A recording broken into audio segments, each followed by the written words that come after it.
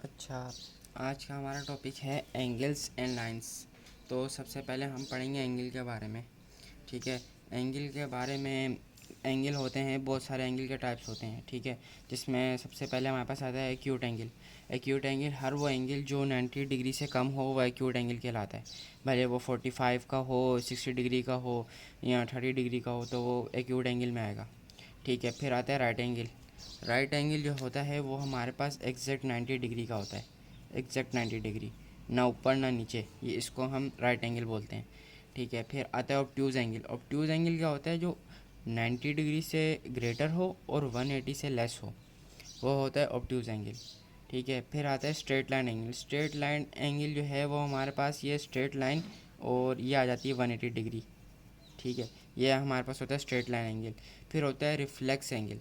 Reflex angle ये होता है कि 180 से ग्रेटर है और 360 से कम है। मतलब पूरा एक सर्किल से, जिस स्टार्टिंग पॉइंट से एंडिंग पॉइंट जहाँ पे होता है उसका, उससे कम, 360 से कम और 180 से ग्रेटर, तो वो हमारे पास होगा रिफ्लेक्स एंगल। और फुल एंगल वो होता है जैसे ये स्ट्रेट लाइन है, आपने यहाँ से शुरू किया और ये पूरा घूम के आप दोबारा यहाँ पर आ गए, तो ये जो एंगल होगा ये 360 का एंगल होगा और ये जो है फुल एंगल कहलाता है। ठीक है, इस तरह लाइंस हैं। लाइंस भी बहुत तरह की होती हैं। ठीक है, जिनमें से कुछ लाइंस हैं जो उसमें आती हैं यूनिवर्सिटी के एंट्री टेस्ट में। ठीक है, जिनके बारे में आपको पता होना चाहिए। तो उसमें है इंटरसेक्टिंग लाइन। इंटरसेक्टिंग लाइन तो बहुत आसान है। जैसे ये देखें, जिस तरह से कोई भी दो या दो से ज़्यादा लाइन अगर आपस में यूँ इंटरसेक्ट कर दें तो वो इंटरसेक्टिंग लाइन कहलाएंगी। ये दो लाइन है। ठीक है, ये इन्होंने इस पॉइंट पे इंटरसेक्ट किया तो ये इंटरसेक्टिंग लाइन होंगी दोनों लाइन। ठीक है, इस तरह है परपेंडिकुलर बाइसेक्टर। परपेंडिकुलर बाइसेक्टर क्या होता है कि ये देखें, एक लाइन जो है वो दूसरे लाइन के बिल्कुल परपेंडिकुलर आ जाए। ठीक है, वो हमारे पास होती हैं परपेंडिकुलर बाइसेक्टर। ठीक है, अब जैसे ये लाइन है, इनके दरमियान में यहाँ पे एंगल जो होगा ये 90 डिग्री होगा। जब यहाँ पे एंगल 90 डिग्री होगा तो यहाँ पे भी 90 होगा, यहाँ पर भी 90 होगा और यहाँ पर भी 90 डिग्री का एंगल होगा। ठीक है, इसको आप दो तरह से मेजर कर सकते हैं। एक तो लाइन सेगमेंट बना के डी रख के उसके ऊपर 90 डिग्री पर आप एक पॉइंट लगा लें और 90 डिग्री का एंगल बना के एक लाइन खींच लें। ठीक है, और एक दूसरी तरह से ये होता है कि आप कंपास से भी इसको बना सकते हैं। कंपास से कैसे हम बना सकते हैं? जैसे ये मैं एक सिंपली एक लाइन ले लेता हूँ। ठीक है, और इसको मैं यहाँ पे इसके दो एंडिंग पॉइंट ले लेता हूँ। और अब ये देखें, ये कंपास खोल के, कंपास को लाइन से आधे से ज़्यादा अंदाजे से खोल के एक आर्क ऊपर लगा देनी है, एक आर्क इस लाइन के इधर नीचे लगा देनी है।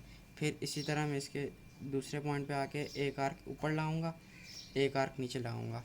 अब ये जहाँ पे दो आर्क इंटरसेक्ट करेंगी वहाँ पे एक पॉइंट ले लूँगा, एक पॉइंट यहाँ ले लूँगा और इन दोनों पॉइंट्स को आपस में मीट करा दूँगा। तो ये मेरे पास आ जाएगा इस लाइन का बाइसेक्टर। इस लाइन का बाइसेक्टर ये वाली लाइन आ जाएगी और यहाँ पे जो एंगल बनेगा ये एग्जैक्ट 90 डिग्री का होगा। ठीक है, फिर आती हैं पैरेलल लाइंस। पैरेलल लाइंस क्या होती हैं? जिस तरह से ये एक लाइन है,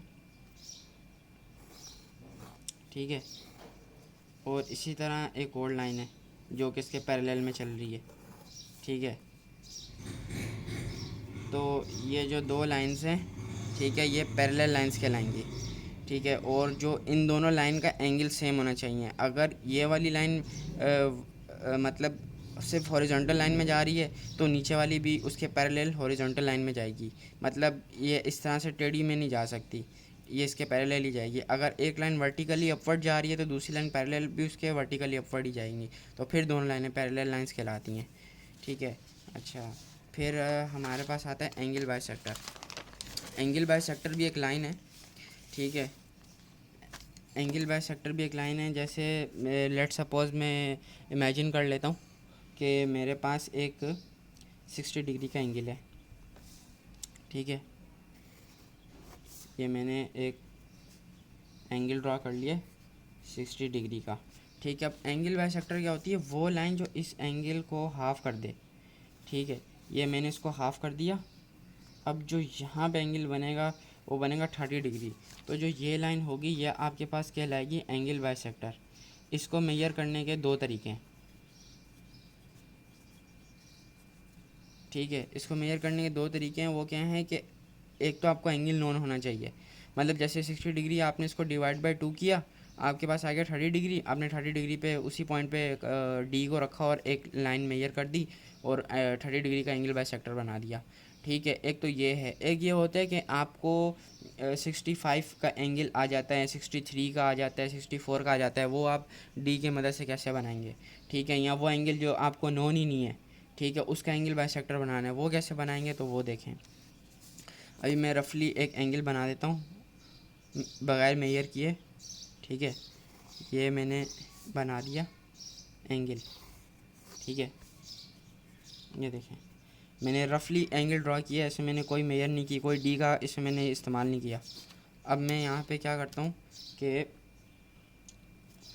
इसको मैं कंपास की मदद से यहाँ पे इसको आर्क लगा देता हूँ और ये मैं लेट सपोज इसको मैं बोल देता हूँ कि ये थीटा एंगल है। ठीक है, अब मेरे को इस थीटा एंगल का जो है वो बाइसेक्टर निकालना है। अब बाइसेक्टर के लिए क्या करना है, अब कंपास को मैंने ना ज़्यादा खोलना है ना ज़्यादा कम करना है, उतना ही रखना है। और यहाँ पे यहाँ पे पहले मैं 2 पॉइंट ले लेता हूँ, एक ये पॉइंट, एक ये पॉइंट। इन दोनों पॉइंट पे कंपास रख के एक आर्क यहाँ लगा दें और फिर इस पॉइंट पे रख के एक आर्क यहाँ लगा दें।